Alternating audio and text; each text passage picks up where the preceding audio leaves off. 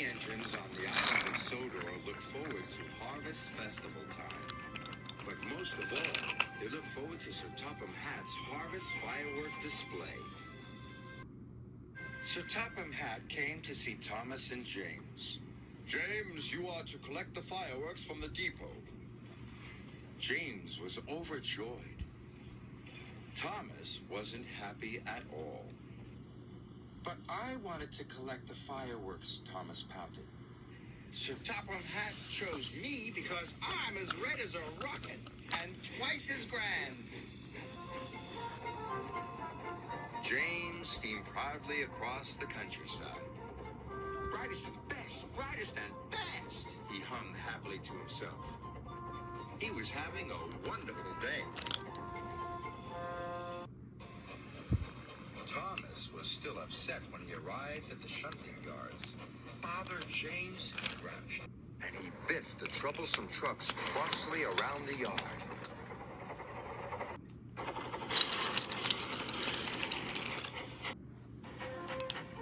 When James arrived at the depot, he was very excited. The freight cars were all ready for him, filled safely to the top with fireworks. James was coupled up with the precious cargo, and he steamed away.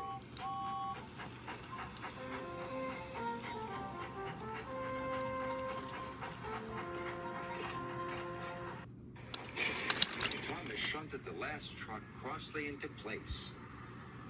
The troublesome trucks were glad that job was finished. Oh. James happily steamed along. He was thinking about the fireworks. He was imagining all the sparkles, flashes, and shooting stars when suddenly there was a loud noise. James ground to a halt. I will have to go and call for help, said his driver. Thomas puffed back into Knapford Station as Gordon was letting off his passengers.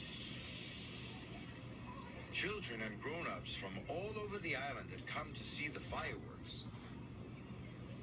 Seeing the children cheered Thomas up, but Sir Topham Hatt looked concerned. James has broken down, he said. You must collect him, Thomas, and bring him back, or the fireworks display will be canceled. Oh, no, cried Thomas. Then all the children will be sad. And he set off to collect James.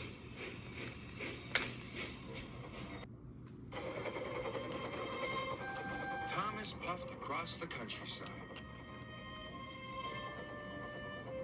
Even with his light on, Thomas knew he had to be very careful.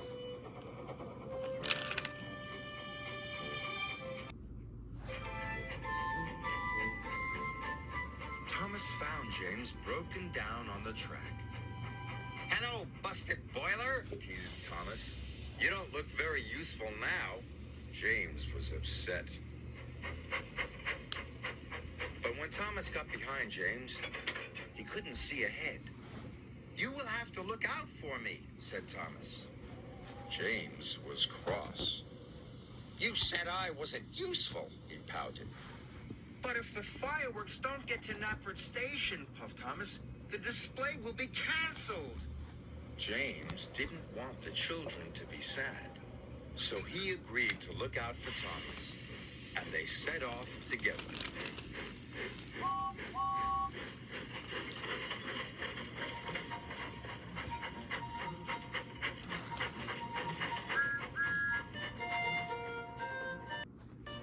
When the track was straight and clear, James called out, "Go faster, Thomas!" And Thomas did it. They were soon working happily together and making good time. Sir Topham Hatt checked his watch. There was still no sign of Thomas or James. It's very late, he thought. It's almost the children's bedtime. Even Gordon was worried.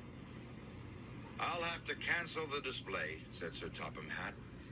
So the disappointed children started to board the coaches.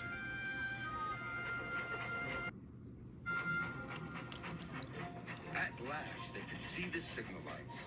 The signal had turned red. Thomas and James stopped. Why would the signal be red? Puzzled James. Maybe a passenger train is coming through, puffed Thomas. Gordon must be taking the children back, cried James. Thomas and James were very upset. We're here, they cried, and sounded their whistles as loudly as they could. But no one could hear them. The children were all on board. Gordon was ready to depart.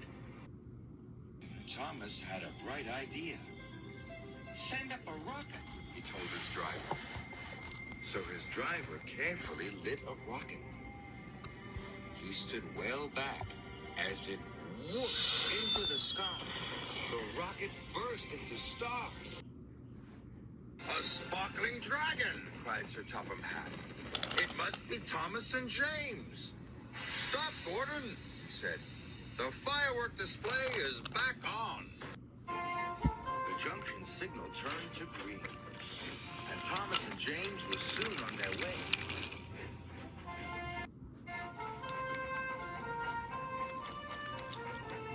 James and Thomas were soon at the station. The children cheered. Good work, Thomas, cried James happily. And good work, James, agreed Thomas. Good work, both of you, boomed Sir Topham Hatt. That night, Thomas and James watched the fireworks together. I think we are both useful engines, said James proudly. But we are most useful when we work together, puffed Thomas.